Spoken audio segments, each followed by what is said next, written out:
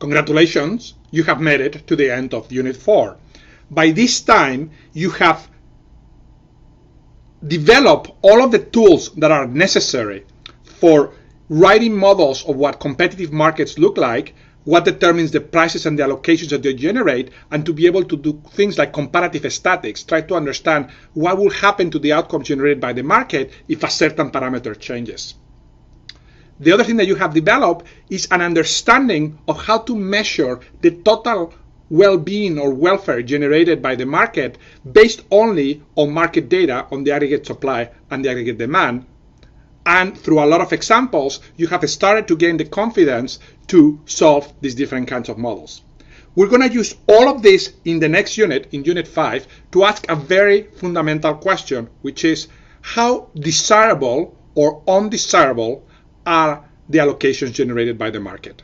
And depending on the answer, there may or may not be a role for government intervention, as we will see. Although we have covered a lot of ground in this unit, the outline of things that you have to commit with memory, really the critical ideas that will be useful for you to remember for the long term is short, and I want to highlight them here for you. The first key idea is that the aggregate demand for the market is generated by horizontal demand, so it's equal to the sum over consumers of xid of p. And the same thing for the supply, the total supply for the market at any price p is equal to the sum over firms of jd of p. The second idea has to do with the notion of what is a competitive market equilibrium, which is a price and an allocation associated with it that satisfy a couple of things. First, or A, every actor maximizes with respect to the price P star, and B, P star clears the market. What we mean by that is that the aggregate demand of the market at P star is equal to the aggregate supply of the market at P star. That is the key to computing market equilibrium. The third thing is these notions of consumer surplus for the market at price P, which again is just the addition over the individual consumer surpluses, and the analogous for the producer surplus in the aggregate for the market is just the sum over firms of the producer surpluses. And finally, we define this very useful notion of social surplus. And what we saw is that the social surplus, the fundamental notion for any allocation, is just given by the sum of consumers of the benefit that they get from what they consume of good X minus the sum over firms of the cost of producing whatever is it that they have to produce.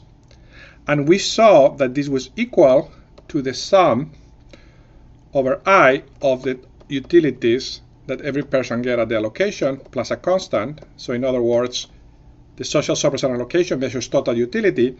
And finally, we saw that this is for any feasible allocation. When you look at a market allocation, that can be computed as the consumer surplus at the market, at the sum, the consumer surplus generated by the market plus the producer surplus generated by the market. That's it. This provides a complete outline of everything, every key idea that you need to remember from this unit. One quick comment with a suggestion of what I think you should be with respect to the learning process.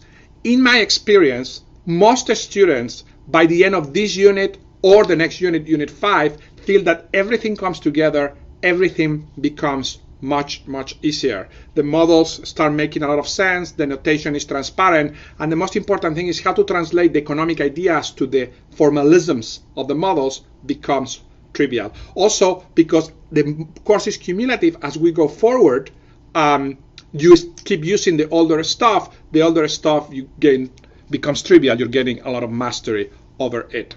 Now, the good news is that by the end of Unit 5, we will have developed all of the core materials that are really new ideas that we're going to use. And what you will see is that in all of the other units units 6 to 9, we're basically going to use variations of these key ideas to study other types of markets of interest. But this is the core material that will last for the rest of the course. So that should give you a good feeling of, or a good way of measuring whether you are at the right level or not for being able to complete the class.